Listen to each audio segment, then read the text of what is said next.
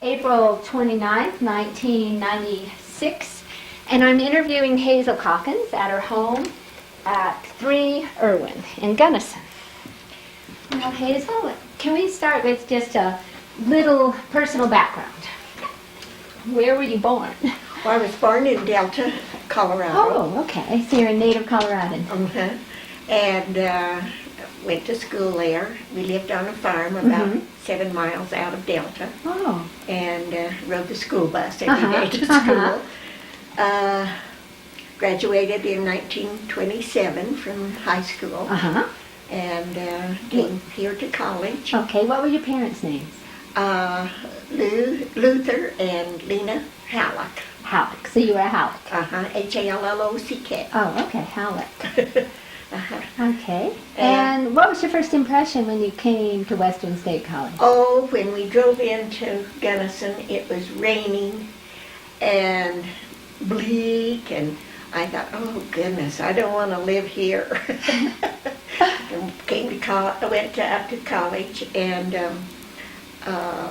interviewed for a job at the cafeteria with John McElwee.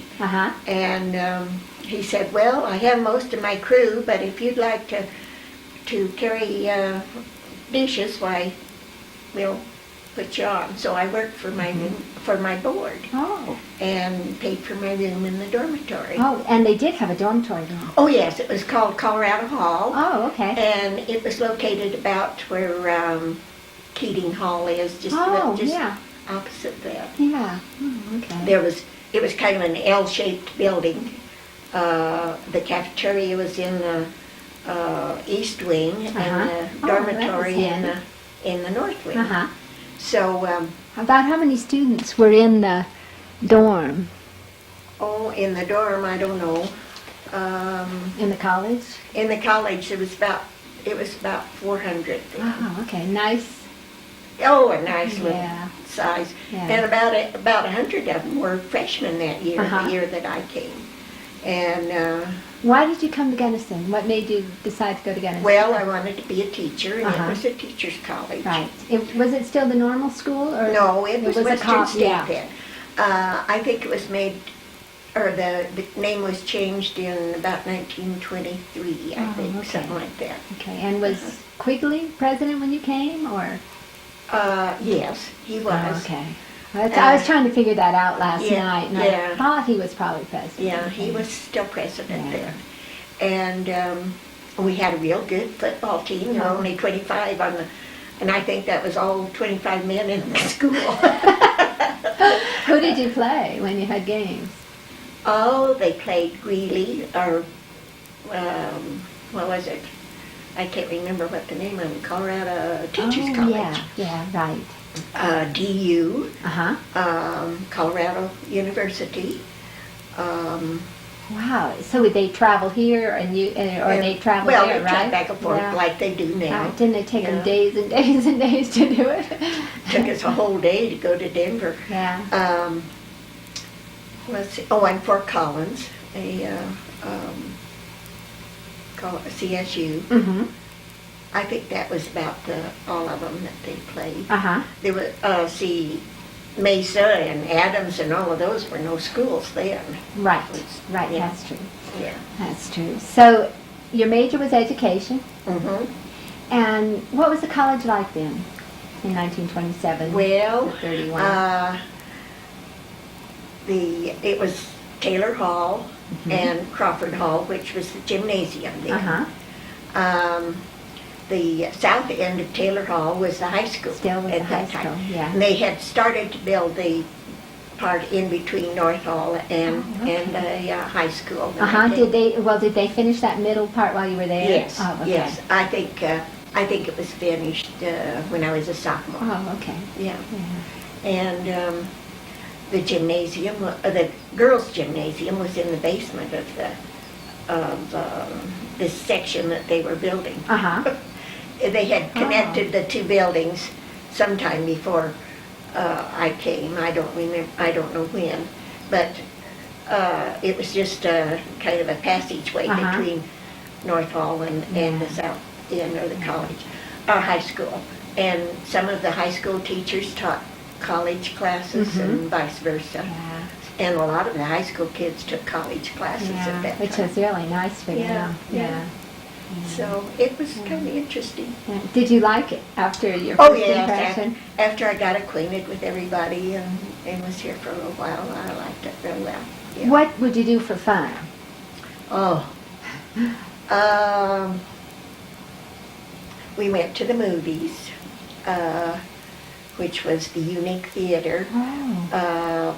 Let's see, it was located where the Pizza Mountain. Mountain, Yeah. Pizza Mountain is, yeah, and Let's Go Country. That was the building. Oh, okay. You know, I saw a picture of Gunnison that a friend sent me. It must have been Gunnison, late 50s, early 60s. Uh-huh. And the Unique Theater was still there. Oh yeah, it was there for a long time. In fact, Oh, I think it was there when we came in. We came in 72, and I think it was there for a couple of years more. Probably, yeah. And then they closed it Yeah, down. yeah. And I graduated in 1931. Mm-hmm. Got a job teaching school in Delta, Uh-huh. in a little country school. Just, I don't know, it's about 6 or 7 miles from where we lived. So I Uh-huh. lived at home Oh, okay. and taught. Uh-huh. I had already met my husband Yes. when I was going to Okay. college, when I was a senior. And his name was? William Caulkins. Okay. Did you call him Bill? Oh yes, oh yeah. His birth certificate says Willie Caulkins. Oh. But And he was a student? no, he worked at the Ford garage as a bookkeeper, Mm-hmm. and he and Johnny Knowles were building a cabin down on the river on Knowles's property. And they were going up to Pitkin to look at some poles for the cabin, and I knew Johnny, so Johnny called me and asked me if I'd like to go with him, and he and his girlfriend and his friend, and wanted to know if I wanted to go, and I said, it was on Sunday, and I thought, I don't have anything to do, I might as well. So that's how I met him. Okay. It's a blind date. Yes. Was it love at first sight or light Oh, at first sight? no. We went and looked at the poles, and then we decided to go to Juanita and swimming. Oh. So then we came home, and that was my first date. Uh-huh. And then did he call you and ask you for another Oh date? yeah, Oh, yeah. Okay. So we went pretty steady from then Oh, on. okay. We were married in 1932. We decided to have a short honeymoon. My school was out on Friday, the 27th of May, and it was weekend, so we drove to Salt Lake and were married on the 28th. Oh, nice. So we had a short honeymoon, came back, and we lived in the cabin that Johnny and Bill built Oh. for the first year. Oh. So and that was down there on the Gunnison? Uh-huh. Very far well, out of town? Do or- you know where Johnny and Evander Oh, lived? yeah. Well, Is that that where was it. Oh, okay. They built onto it after Oh, okay. Yeah, I know where they live. Yeah. Now that's where we live. In the fall that year, Mr. Moreland laid Bill off. This was during the Depression. Now, you know. Right. And I was going to ask you about how the Depression affected you. So. oh yes, it affected us. Yeah. Laid him off, and so he didn't have any job. It was in November, I think, and he'd go uptown and shovel snow, get any kind of a job that we could get a little money, but we didn't have any. Just couldn't get a job. They weren't available. Yeah. And that spring, professor at the college by the name of Steele, I can't remember what his first name was building his home, and he didn't like the contractor that he had, and so he fired him. And somebody had told him that Bill was a carpenter, so he approached him if he'd finish the house, and so Bill did. and that was the house where Lynn and Steve Little lived now. It was Dorcott's house for a long time. Yes, yes. Yeah. Oh, he built that house. Yeah, that log house on, it's on Wisconsin? Wisconsin. Yeah, yeah. And when Lynn and Steve moved into it, they were scrounging around and they found Bill's name on the fireplace, by the fireplace. He built the fireplace. And so she called me and asked me if that was my husband, and I said yes. Yeah. But anyway, we had a charge account at Fred Staples grocery store, and we charged $100 worth of groceries that winter. And so after we got the job, we got to pay off our debt. Good. Yeah. And of course you couldn't teach because you were married, right? They didn't hire. Yeah. Oh no, no. I did get substitute teaching, and I didn't get very much. I think I taught 2 or 3 times, and that was all during that winter. Yeah. And that wasn't very much, you know. Yeah. Let's see. Then that spring, later, or it was really in the summer, Vern Lockett, who was salesman for Maury Mercantile, and he had kept his car at the Ford garage in the wintertime when he'd come up, knew Bill. So he approached Bill and said the man that owned the sweet shop was losing it because he drank so much. And they didn't want to foreclose on him, but they'd like to keep it was a good account. And they had approached Beatrice Creamery in Pueblo, who furnished the ice cream for it, if he would take over the sweet shop and pay them off. Right. And so he came home and asked me what I thought about it, and I said, well, it sounds like a pretty good deal. So we took over the sweet shop. And where was the sweet shop located? Well, it's part of the First National Bank now. The old First National Bank only took in 2 lots, and then the sweet shop was the next building to so it. It was north of the First National. And it had originally been a saloon and a house of ill repute. There were a whole bunch of rooms upstairs. And so when we took it over, we moved into the apartment over the store, over the sweet shop. So you lived in a... Yeah, we lived there. So ill repute, but not while it was operating, right? Yeah, right. It was, it wasn't very nice, but it was comfortable, you know. Right. And Don was born there. In fact, when he was about, I don't know, he must have been about 9 months old, he somehow got the front door open and fell down the stairs. Oh, no. Rolled clear out on the street. Yeah.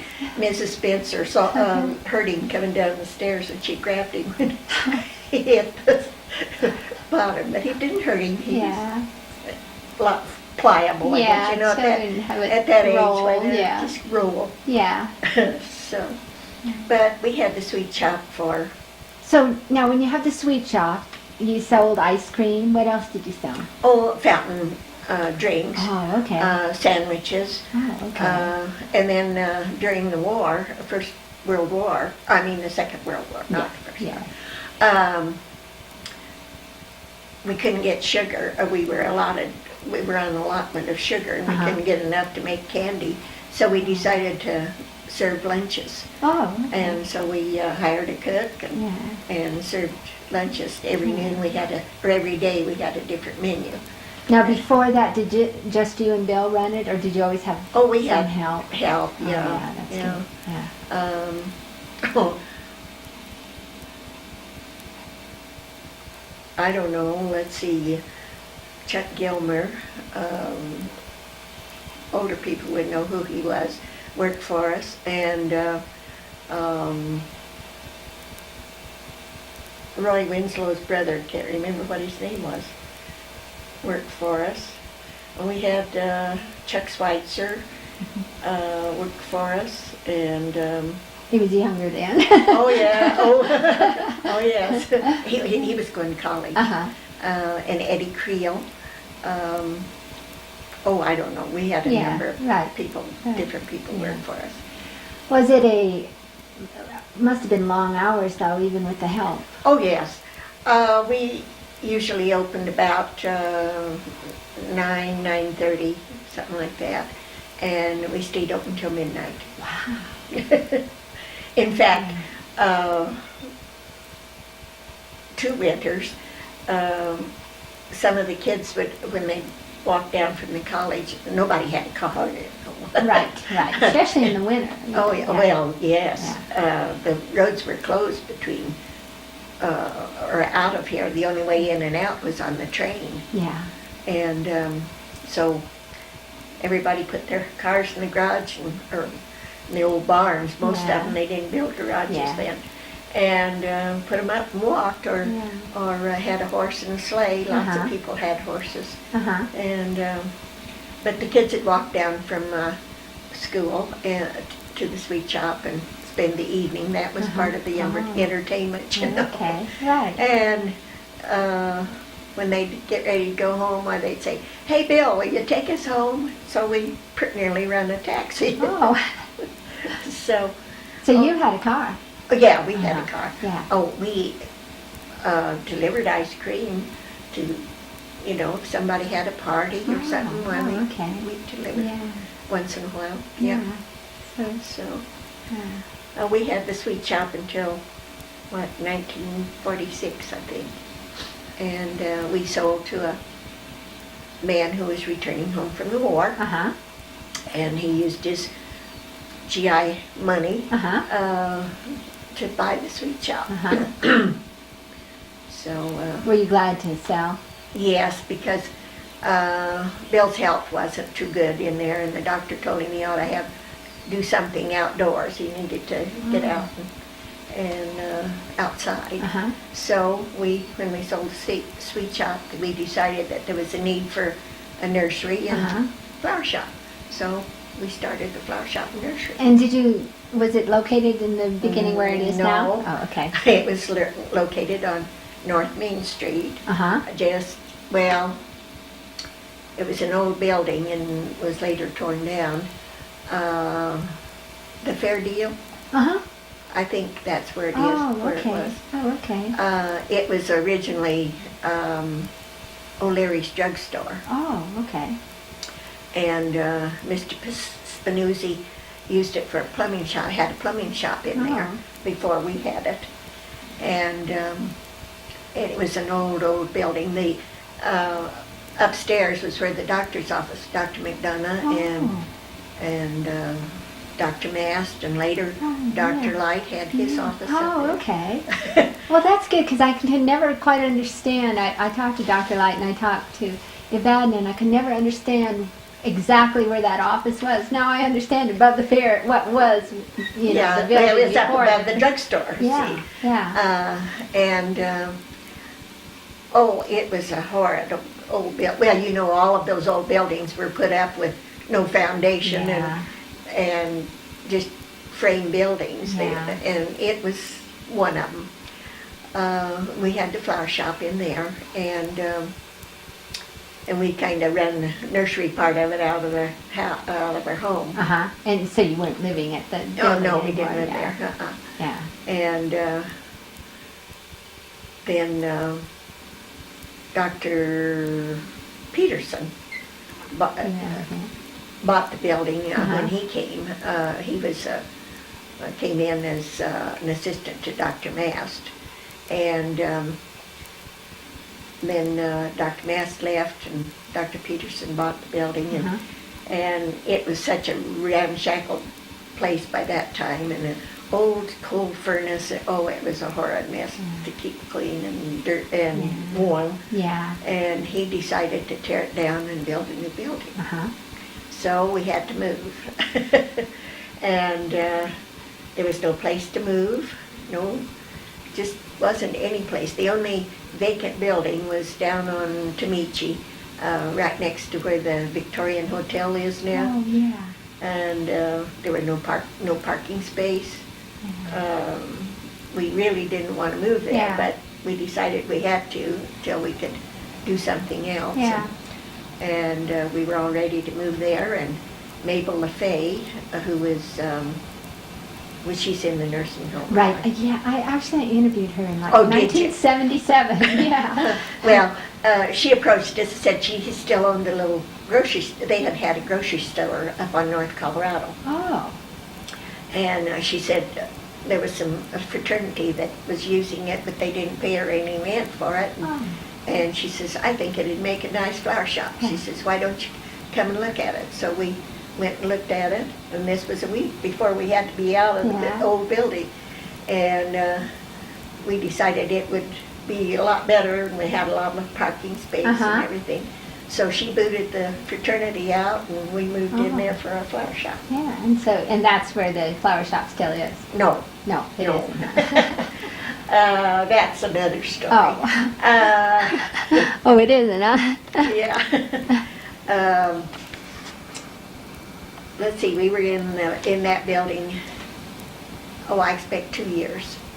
And in November, Mabel had sold the building to her son, Franklin LaFay. Yeah. And so in November, he came and he said, first of the year, I'm going to raise your rent. He said, I'm going to double it.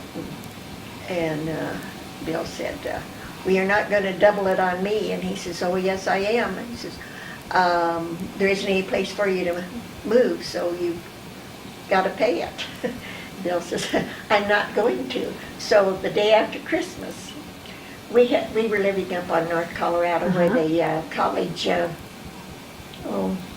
what do they have there? It's biology. Well, they have the little greenhouse. Yeah, there. the greenhouse, right next to Villa West and stuff. Yeah. Yeah. Well, we owned that property. That's where we live. Oh. And we had built that little greenhouse that's there now. Oh. And we had a cabin on the alley. The people that had built the house in the first place built this little cabin to live in while they built the house, and then they used it as a garage. When we lived there, we fixed it up for the boys' bedroom. Oh, they had a big time. That was, it was away from the house. Yes, They could have more fun and run their radios and all that. But anyway, Don was in college, and so we moved Glenn back in the house and fixed the flower shop up in that little cabin. We fixed a So where was the other flower shop? It was further down on North Colorado? There was no other flower shop here then. Oh, I mean, where? Oh, it was, one? yes, it was down, I don't know what's there now. It was right in front of the college faculty housing there. Oh, okay, right. But it was on Colorado. Yeah, right, and then... You know where the fraternity house is there. Right. It's right across the street from okay, there. all right, okay, Yeah. okay. So, and we fixed a cooler up in the little greenhouse, in the office in the little greenhouse, and we worked out of there, and Bill contracted, had the building built across the street. We owned that property too. Oh, okay. In fact, we had used it for a nursery. And had the building built, and we moved into it the 1st of May, and did Mother's Day business out of it. That's The good. 5th of May. But when Bill approached the contractor, this man said, "What, do you have a plan or a blueprint?" And Bill said, "No, but says I can show you what I want." So I drew the plan off on a piece of paper, and they marked off the distances, and the man started working. Oh, nice. And you didn't have to go through the planning commission and get it approved? Oh, yeah, well, we did had to get, to get a permission to use it as a commercial. And it was, what did they call it? Special use. Oh, okay, yeah. Couldn't be used for anything else. Yeah. So that was the only thing that we had to do. So that was about like 1947, 1948? 1946. 46. No, Oh, wait okay. a minute. No, it was about 48. Oh, okay. Yeah. Okay. Yeah. And then we sold. Oh well, we closed it up when I don't remember, 83. I think 83 or 84. I don't remember. Yeah. what You they sold were. it, Yeah. and you closed the nursery. Yeah. Yeah. Mhm. And then the school has the nursery now, though, right? Yeah. That's part of the college. Yeah. They bought that property. Yeah, but it's still a flower shop on the other Yeah. side. Mhm. Yeah. Okay. Yeah. Well, you said you were the only flower shop in town, Yes. so you must have seen a need and were able to. Well, meet that was the it. need, huh? When we sold the sweet shop, there was no place to buy nursery stock. There was no place to buy flowers. Mrs. Fisher had where McDonough's, Ruth McDonough things, where they live. Mrs. Fisher had that building, and she would order flowers and get them in if somebody wanted some, but she never kept any. Yeah. And when the kids would have a dance or something and have want corsages, like she made up some of the god-awfulest looking things. Oh. So I never will forget when our college dances, some of the things we'd wear for corsages. But anyway, we decided that there was a need for that in the community, so Yeah. that's. Oh, that was good. Yeah. And things must have been better economically after the war, right? Oh yes, oh yeah, everything boomed then. Yeah. And about that time, the ski area, well, the local people that started the ski Oh, area. yeah, the Craner Hill one or the No. one in Crested Butte? No, it was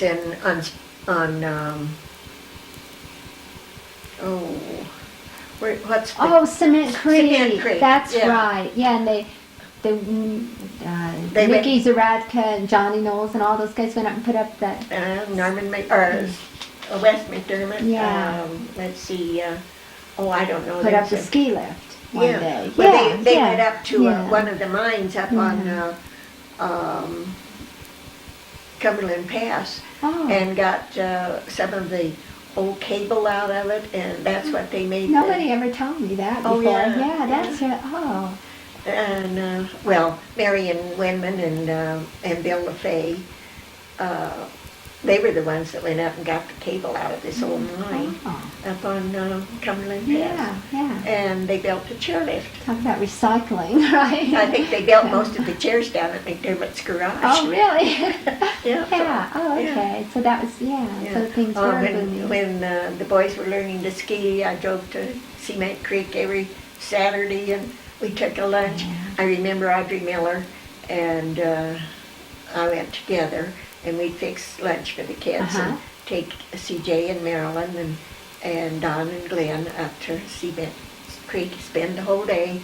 Well, there was no clubhouse, no place to, we'd sit in our car and read or whatever we wanted to do. You didn't ski? No, I didn't. I was just a little afraid of it, and I thought, oh well, I'm too old to learn to ski, you know. Except cross country. Yeah, and so that's what we did. Yeah, I think it is something you really have to learn as a kid. Oh, yeah. Downhill, Yeah. to be really good at it. Yeah, I think so too. I mean, anybody can cross country, but downhill, you can really wrack yourself up. Oh, yeah. I know. But that's where the kids learn to ski. Oh. And then they had the cross country track over on,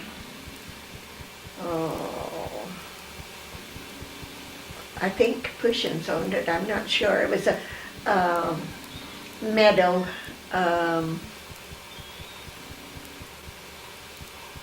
Between, Nikolai's house was on the other side of the road, and I think Spans owned the property now. So it's a little bit past Jack's cabin? Or? Yeah, no. Before Jack's cabin? No, it was past Jack's Oh, okay. cabin, yeah. Okay. And the college really built the cross-country track there. They used to have meets there and everything. And you could sit in your car on the highway and watch the neat. meet. Yeah, it was kind of fun. Yeah.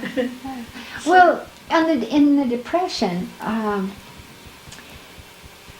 things were really rough. Did people survive in Gunnison, or did they have to leave? No, most people survived all right. That's just one talking. Okay. Thought I was going to do that in a minute.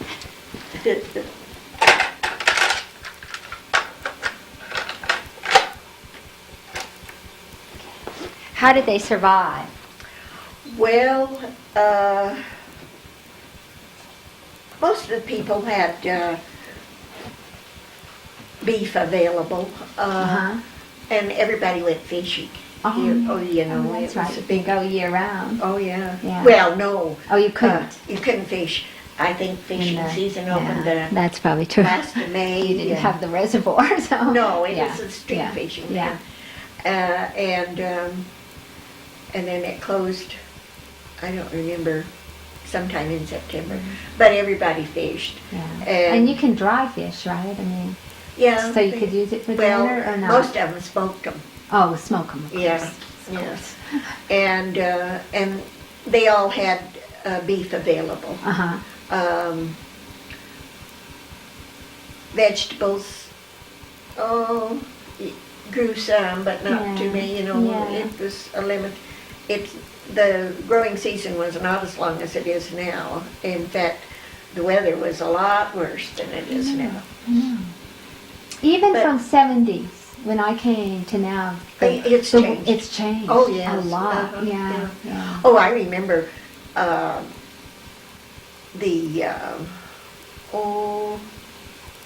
4 years I was in college. Of course, we had to walk downtown for our mail. The mail was not delivered to the college. And we all had mailboxes in the post office. We walked downtown for our mail. Well, we walked every place, any place you went, you walked. And there were one or two cars.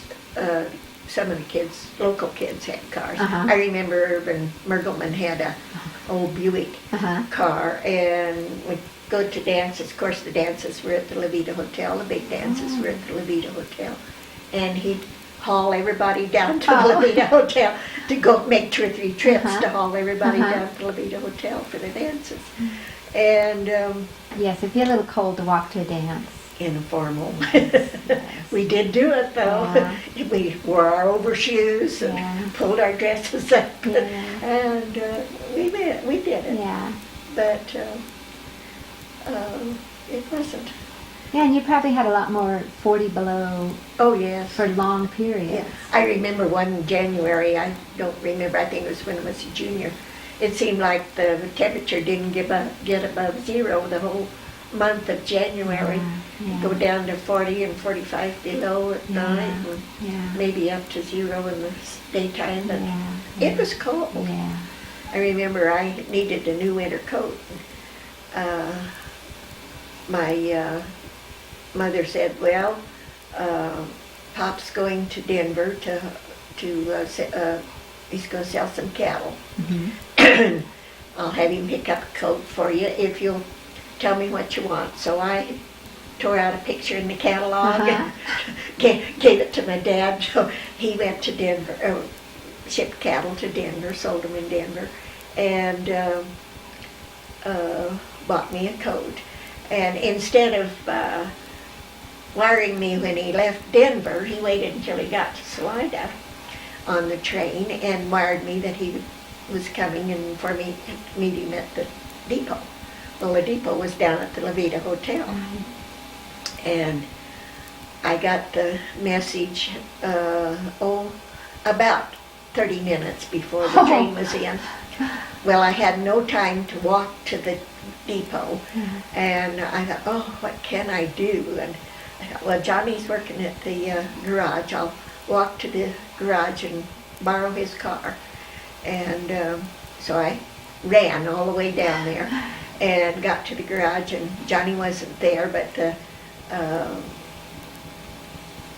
Mr. Andrews was there, and he said, "Go ahead and take it," and gave me the keys, and so I took it and drove down to the depot. I got there just as the train pulled in.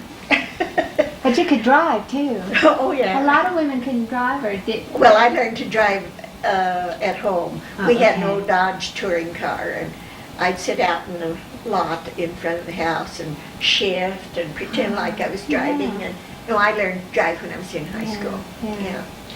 And got my coat. Oh, I thought I was really something to have a new. Oh, and it was nice and warm. Yeah, and it was wool, I presume. Yes. Right? Oh Yes, yeah. No So- Thinsulite in those days, just wool. But wool is warm. Oh yeah. Yeah. And of course we could wear sweaters and. Uh-huh. And we all wore long underwear. Yeah, That was a yeah. must. Yeah. Oh dear, I And- hated that stuff. Yeah. Because that was wool too, right? That No. was the itchy? No, Cotton? it was Was cotton. cotton? Oh, okay. Yeah, Okay. Just burdensome. yeah, Yeah. heavy. Yeah. Yeah. Yeah. Well, did it snow more too in those Oh days? yes. Mhm.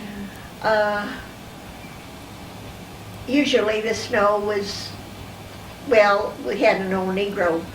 I don't remember what his name was, but he had a horse and an A plow, and he went all over town plowing paths, and of course the sidewalks weren't plowed or Right. anything. Right. But he plowed walks. I remember he plowed from the college down to Main Street Oh. and went through the courthouse yard. Of course, the jail, that part of it wasn't there Uh-huh. then. And went right between, there was a house there on the corner. Went between the house and the courthouse, cut across there and cut across the next street. Just cut across the empty lots. And So did the city pay him, or did different people pay him to do it? I don't know whether this, I don't think the city, they might have paid him, I Yeah. don't know. I don't know. Because they about didn't that. have a snowplow. Oh, no, Yeah. no, And no, your no. streets weren't even paved until, what, Oh, the 60s? Heavens, no, Yeah. the streets weren't paved for a long, we were still in, no, we were in the flower shop Right? Yeah, when the streets were paved, yeah. yeah, yeah. But we'd walk down that path and we could put our arms out over the snow. It would be that deep when you walk down the path. Yeah. So. Yeah, winters were Oh, they were much terrible. rougher, huh? Yeah. Yeah, yeah. So. I can remember asking Lizzie Fardell if she could remember an especially bad winter in Baldwin. She said they were all bad. They were all bad. That's Yeah. right. They were all bad. Especially bad. No. Can you remember a good one? No. Did you have any winters that didn't have any snow that were warm? Can you remember? No, I don't. No. Just and recently, or the last few years, there hasn't been I know. nearly. I know.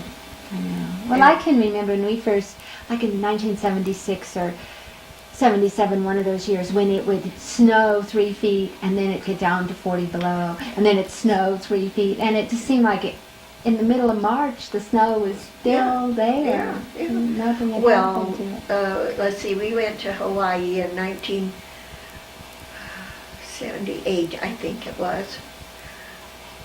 No, it was, yeah, about then. And we lived out where Glenn does, out in the old slaughterhouse. Oh yeah, yeah.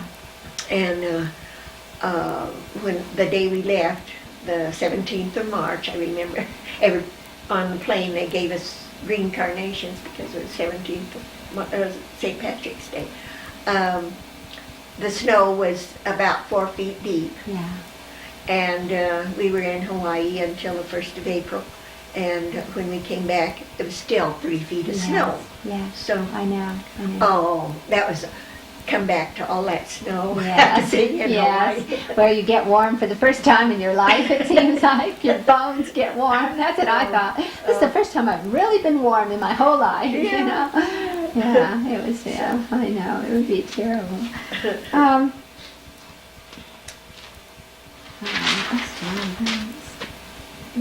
Now you have 2 sons and a daughter, Uh-huh. and you raised them in Gunnison. Mhm. Was it a good place to raise kids? Oh, yes. Oh, What yeah. made it a good place to raise Oh, there kids? was no crime, no, it was just a good place. Uh-huh. Yeah. How were the schools? They were real good. Glenn was a salutatorian in his class. Don didn't like school, and we had quite a time keeping him in school. He finally graduated, but he just didn't like school. And Glenn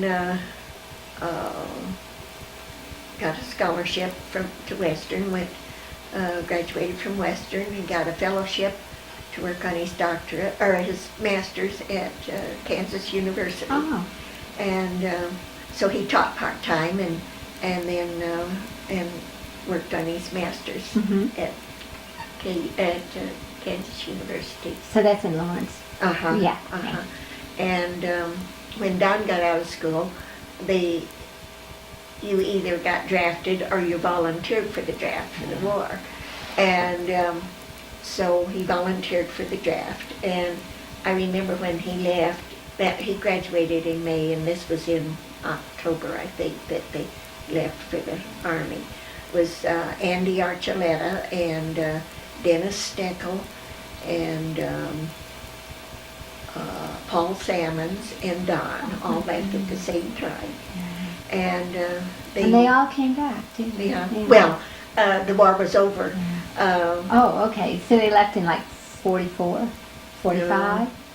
Yeah, I can't remember. Yeah, that's right.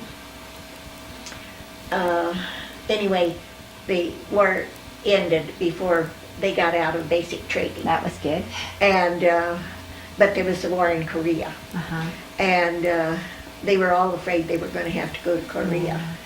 And when they took their basic training in California at forgotten the name of the place. Anyway, they were all at the same place. Andy was in communications, and he was sent to someplace in Germany. I can't remember. Stuttgart, I think. Paul and Dennis were sent to, well, it was someplace in Germany, but it wasn't the same place Don. Don was sent to Ulm. Oh. And, but they were all got to go to Germany. That was lucky. In the occupation. Yeah. So, and they had a real bad winter, the first winter they were there. Don said some of the, well, there's a lot of the men that were in the occupation were from New York. And Don said none of those kids knew how to survive in cold weather. And so Don got to teach a class on winter survival to the soldiers. He said, oh, they'd go out and get their feet wet, get their shoes wet. They never thought about taking a pair of dry socks or anything with them.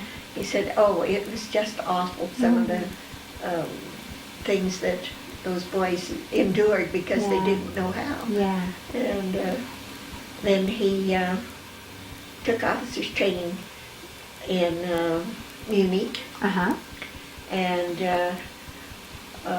came back and decided he wanted to go to college.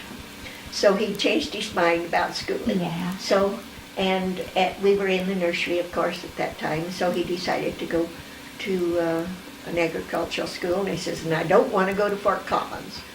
So he used his, well, he went 2 years to Western, and then used his GI Bill to go to Kansas State and Manhattan, and graduated there.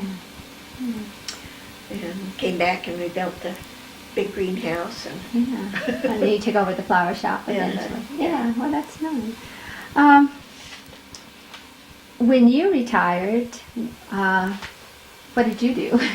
I know you did a lot of things when you retired, so don't say nothing. I have a list here. You have a list. When I retired, I said the first thing I wanted to do was to work at the museum. I was always interested, well, my major in school was history and political science, and I was always interested in history, so I wanted to work at the museum. And well, that was about it for a while. Then I started working at the Opportunity Shop, right. You say you work there 2 days a week now. Right. Yeah. And you were just given an award for the RSVP Sweetheart this year, right? Yes. Because of all your volunteer work, including at the Opportunity Shop, right? Yeah. And I take money at the at Young at Heart one day a week too. Okay. So I guess that's a part of the volunteer job. Yeah. Talk a little about the Opportunity Shop so that people someday when they're watching us know what the Opportunity Shop was and what it does. Well, let's see. It was started by some of the ladies at the Episcopal Church. They saw a need for clothing for people who couldn't afford it. That was the main thing, really. Yeah. And what year was it started? Oh, I don't know, Katie. It wasn't started during the Depression, though, was it? No. Or afterward, right? No. Yeah. I Sometime think in the 40s or the 50s? I think in the 50s. Oh, okay. And the first one they kind of run out of the church, and then they rented a little building. Well, it was across from where the Sunday shop is, east of where the Sunday shop is. It's just a little kind of a one-room place, and that was the first one. And of course, it grew very, very quickly. It just mushroomed, and somebody donated that house that they use now. Nice barn red house. And they moved it there on that vacant lot. And when it was donated, it was specifically to be used as the Opportunity Shop. The Opportunity Shop sells, well, people donate their cast-off clothing, knickknacks, anything. Right. We can't take big articles because we don't have any place to handle them. Right. And but we do take maybe chairs, and, things that big, but no beds or refrigerators. Yeah, right. That big, TVs. You don't need TVs. No, I don't think, do you? no big things. And then their money, the money that they take in, they do so much community service. They donate to the hospital. They donate to Child Watch at the community church. They pay the rent and all on the building. I mean the utilities and everything on the building, and the church, and the Episcopal Church. You also, now I don't know if this is still true, but I heard that in the past when you had things you couldn't sell here or use here, you sent them on to Navajo Reservation or... For a long time there was a mission, I guess you'd call it, in San Luis Valley that distributed money to the migrant workers and Indians, and well, even into New Mexico. And but they disbanded that about 2-3 years ago, I think. And now the things that we can't use or don't want to sell, there are 2 churches here in town that have missionaries, and they take the stuff and repack it for their missionaries. Our missions. We also send coats and children's clothing to a place in Denver.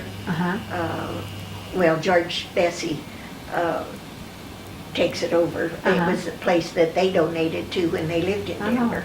And he'd come over and get stuff and take it over for them. So we still do that.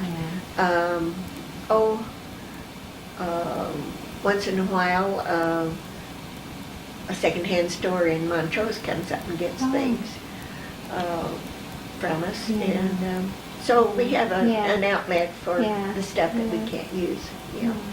But, they do such a lot of community work. Yeah. Well, Child Watch, I just think Child Watch is such a good idea. Oh, I do too. Yeah. And it isn't specifically the Episcopal Church, however, they are in charge of it. Yeah, yeah. But the board, the Opportunity Board is really what runs it. Uh-huh. And let's see, there's two Episcopal ladies, a lady that belongs to the Catholic Church and two community church ladies that are on the board. Yeah, So. yeah, so you spread it around. Yeah. Well, that's good. You've seen a lot of changes since you first came to Gunnison. What would you say are some of the biggest you've seen since 1927? Oh, the growth, of course. Mm-hmm. The college, there's a big expansion there. And on Main Street, it's changed an awful lot. Yeah. Well, you can see the old pictures of Main Street Right. and see how much changed there. I don't like this expanding the sidewalks, cutting down the width of the street. I think that's terrible, but I didn't have anything to say about it. So I guess it'll come out in the wash, I don't know. What has been the hardest thing to see happening in the community over the years? I don't know. The lack of morality, but it's all over the world, I think. Mm-hmm. I just can't understand the young people anymore. They're so violent. No discipline. That's the worst. Yeah. What do you think causes that? I don't The know. no I don't know. discipline. Maybe the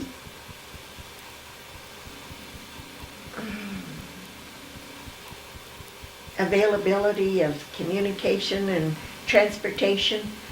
I don't know.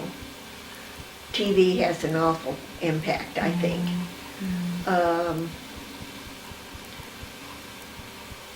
When we were growing up, we had to make our own entertainment. We played games.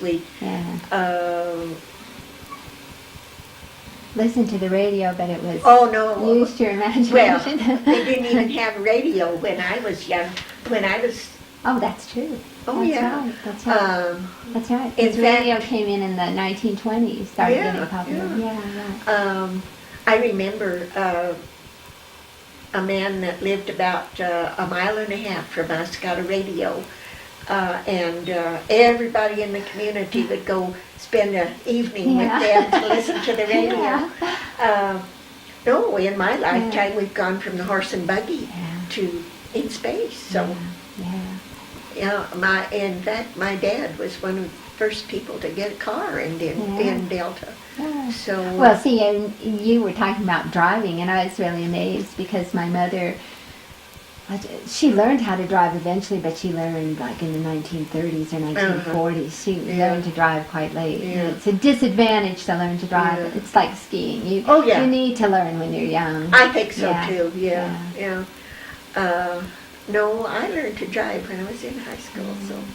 Well, I was reading this woman was talking about tools, VCRs, TVs, computers, Nintendo. Those are all tools, and they can have a positive effect, but they have a tremendous effect, and we sometimes don't realize how much effect our new tools have. Even a microwave, which we can't live without, has a tremendous effect. That's right. She was saying air conditioning. I learned to cook on a coal stove. I did. I learned to cook on a wood stove, but I was a Peace Corps volunteer in Africa. And there's something neat about cooking on a wood stove and a coal stove. Oh yeah. Coal is better. You got better heat. Yeah, coal, you got a little more even heat than wood. Yeah, that's right. Yeah, but it was dirty. Oh, that's true. That's true. So coal dirty. was so dirty, wasn't it? Coal furnaces were so dirty. Yeah. You forget, the good and the bad. What was the best thing about living in Gunnison, and what was the hardest thing about living in Gunnison all these years? Oh, I don't know. The best was all the friends you made, and you knew everybody in town, and of course, being in business, we really knew everybody. We got acquainted with everyone. And I guess the worst was being isolated. Well, I remember somebody would die or get killed on the weekend. We couldn't get flowers in. Sometimes we'd have to drive to Denver and pick up flowers overnight and drive in all night to do that. Well, but the isolation was really, still it was a nice thing too. Yeah, and I think that's still, the isolation is still part of it. I think it is. When people get cranky in February, it seems like people just say, "Oh, we all got to get out of town," you know. Do something. Yeah, go to Denver. Yeah, right, place. Yeah, and do something different. I know some of my friends that live other places they don't come back to Gunnison or don't come because it's too far.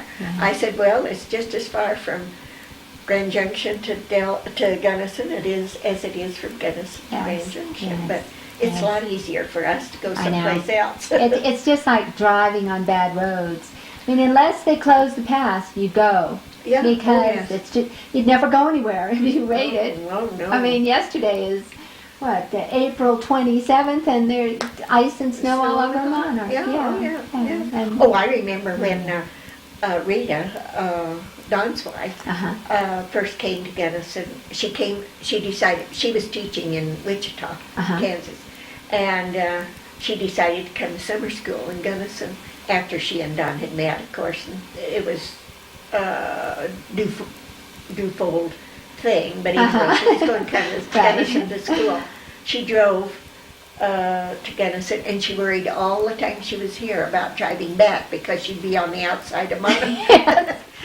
Monarch is a toughie. And you should see her drive now. I know. Any place. I know, but that's true. That, the first time you drive Monarch, it is very impressive, and you do worry about being on the outside.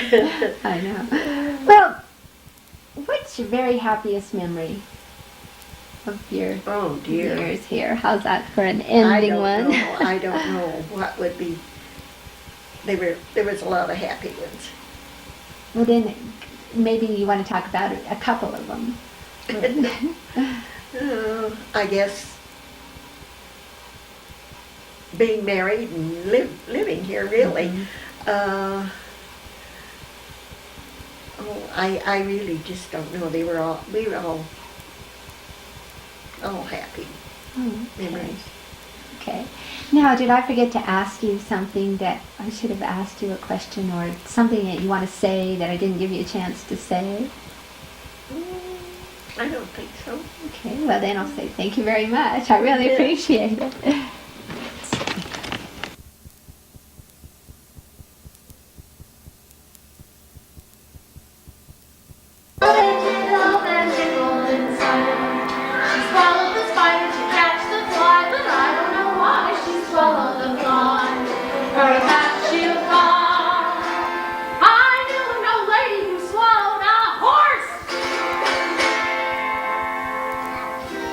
Died, of course.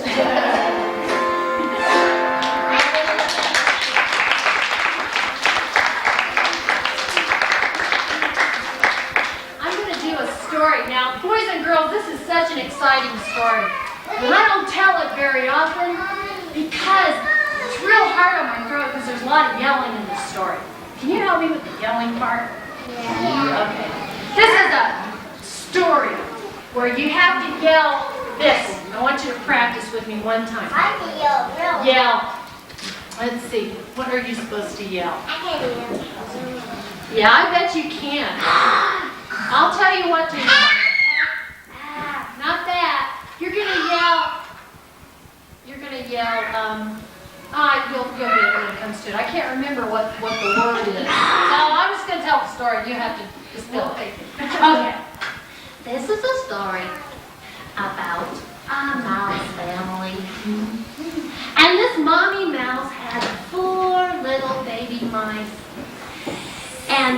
The baby mice, they started out so tiny, but they grew and they grew and they grew like mouse and children often do.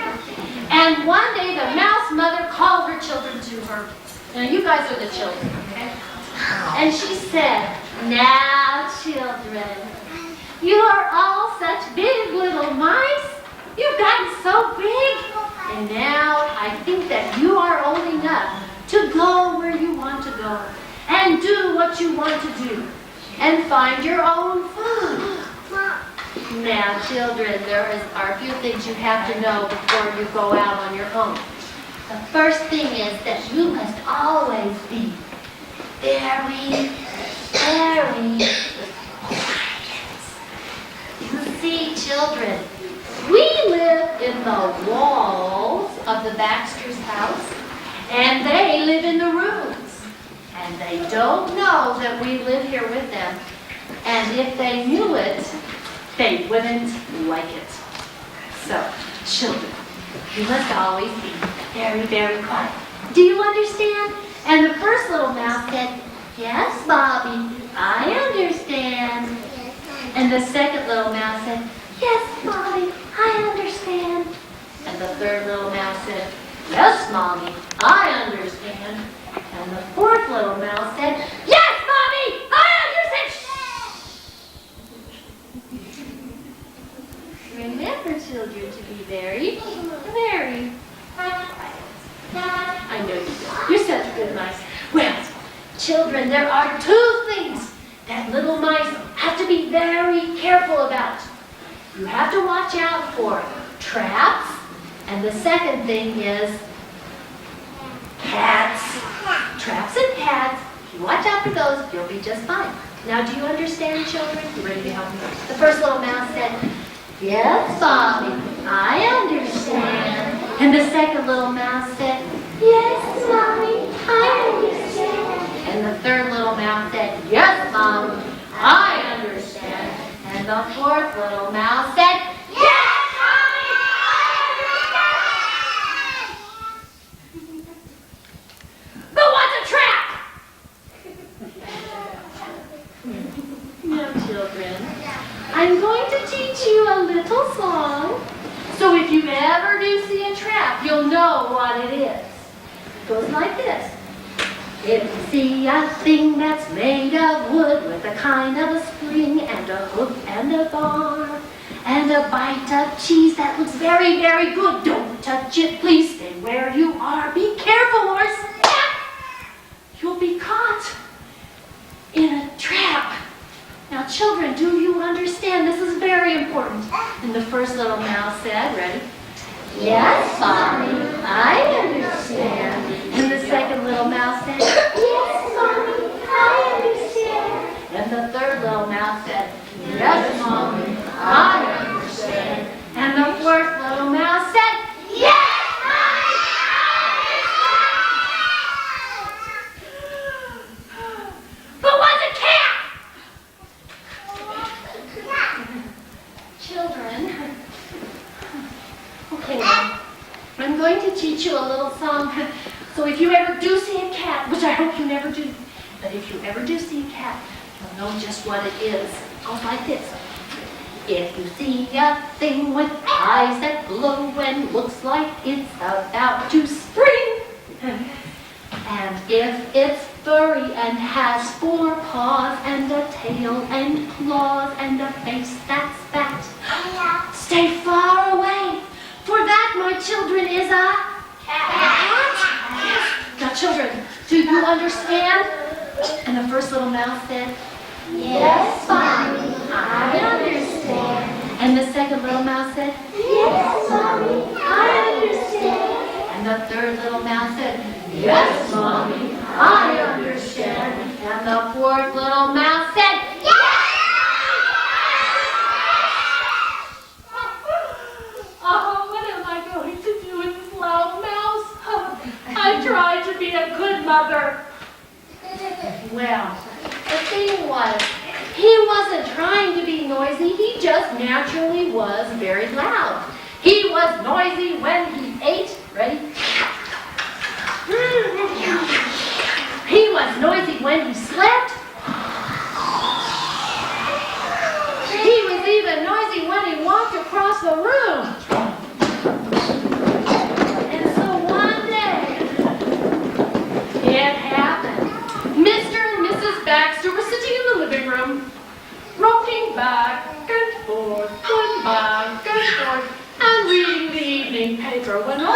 sudden, over in the wall, Loudmouth said something. I say, Mrs. Baxter, did you hear that? She said, hear what, dear? Do you know, I believe we've got the lion living in the walls of our house. A lion? Why, dear, a lion would never fit in that tiny little space. But you know, I do believe that we may have mice. Mice, is it? Well, ordinarily I rather like little mice. But we can't have all this racket. What will the neighbors say?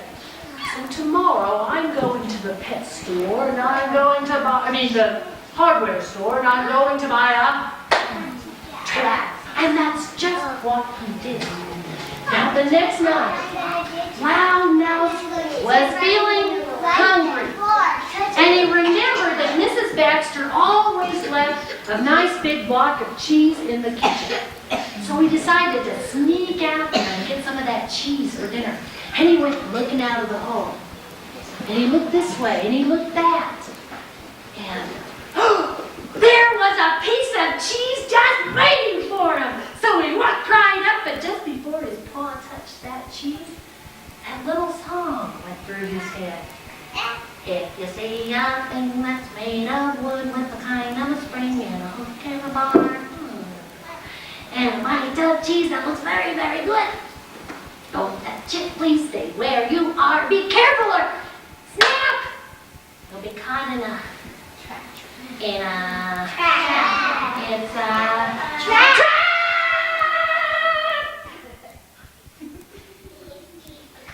Well, Mr. Baxter was upstairs and he heard all this racket.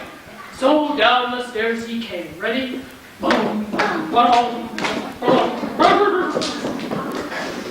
I say, what's been going on down here? That loud mouse knows all about traps. This trap thing isn't going to work out after all. So tomorrow, I'm going to go to the pet store and buy a cat. And that's just what he did. He came home with that biggest, stripedest, green-eyed, sharp-toothed, pointy-fanged cat you ever saw in your life. And he carried the cat in and he laid it down and said, Now, Kitty, you catch that loud mouse tonight.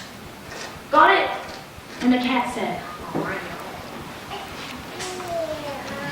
Well, now, that night, Loudmouth was feeling pretty hungry, and he still was thinking about that yummy cheese in the kitchen. So he stuck his nose out of the hole, and he looked this way, and he looked that, and he didn't see a trap. But he did see a brand new friend, and he walked right up and started to say hi. But something about the way that friend was looking at him made him feel kind of nervous. And that little song went through his head. If you see a thing with eyes that glow and looks like it's about to spring, and if it's furry and has 1, 2, 3, 4 paws and a tail and claws and a face that's that stay far away 'cause it's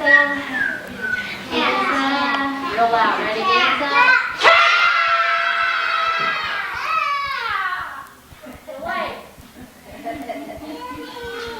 well now, upstairs, Mr. Baxter heard all this racket. So down the stairs he came. Ready? Boom, boom, boom, boom. I say, This cat thing isn't going to work out after all because that loud mouse knows all about cats. He just ran into his hole to tell his entire family all about it. Speaking of cats, where's the cat? Here, kitty, kitty. Here, kitty, kitty, kitty. Do you have him? Well, finally, he found the cat hiding under the piano, Ooh, trembling with his paws over his ears. Ooh, because that loud mouse was so noisy, he scared that poor cat to death. The next day, Mr. Baxter took the cat back to the pet store, but he didn't have any other ideas. Now that night, Loudmouse was feeling so very hungry. So he thought, I just gotta get something to eat tonight. And he came creeping out of his hole. And he looked this way, and he looked that. And he didn't see a trap, and he didn't see a cat. But what he saw really made him feel confused and mixed up. Because what he saw was somebody opening up a window and sticking a big, heavy boot inside. And this person had a big sack on his back. And he went creeping around the house. And you know what he did? He was taking all of Mrs. Baxter's most favorite things, her brass candlesticks, her silver bowls, her silver teapot, and putting them into his bag. And Loudmouse just followed him all around the house, just looking at him and thinking, I thought Santa Claus was supposed to bring things, not take them away. Well, then that burglar did something really stupid, because he walked into the kitchen. Do you remember what was in the kitchen? The cheese. And he picked up a knife and cut himself a big, fat slice. And Loudmouse knew that wasn't right. Hey, that's my cheese! And the burglar was so startled, he dropped the knife, dropped the cheese, ran, jumped through the window, and was gone and never seen or heard of again. Now upstairs, Mr. Baxter heard all this racket. So down the stairs he came. Bum, ba-dum, ba-dum. I say, what's been going on down here? Mrs. Baxter, you better get down here. And she came down the stairs real fast, ready? Oh no! Oh my lovely things! Don't worry, dear. They didn't take A thing. Oh, why not? Did they like my things? well. Wasn't that, dear? It was that I believe that the burglar was frightened away by that loud mouse we got living in the wall. Jolly good, I say. Other people have watchdogs. We have a watch mouse. We better take good care of that mouse. Don't you agree, Mrs. Baxter? Oh, yes, indeed. And so from that very day, they saved all the best table scraps for Loudmouse and his family, and they ate, and they all got fat. And Loudmouse and his whole family lived in the walls of the Baxter's house, happily ever after.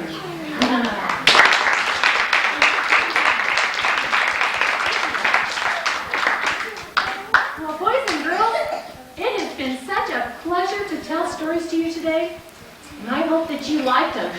And if you liked the stories that you heard, tell somebody else about them, because then you get to keep them inside. Only by giving away a story can you keep it. That last story, called Loudmouse, is by Richard Wilbur, and I hope that you can find it in a library, because it's a really fun book to read too. Let's do one more song, shall we, before we go? Let's see. We did Eensy Weensy Spider, and we did the old woman who swallowed a flock. Now let's do one more bug song. Bugs. I like bugs.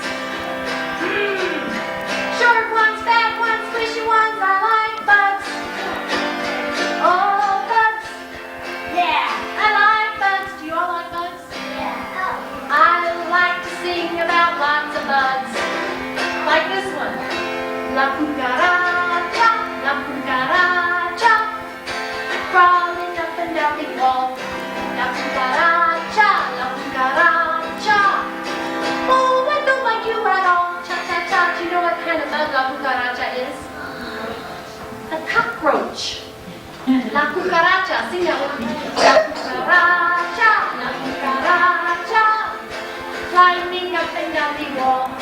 Oh, cucaracha, la cucaracha. Oh, I don't like you at all. No, no, no. One more song about we are little ants. Do you guys like ants? We love ants. We have an ant farm. We like to milk the ants.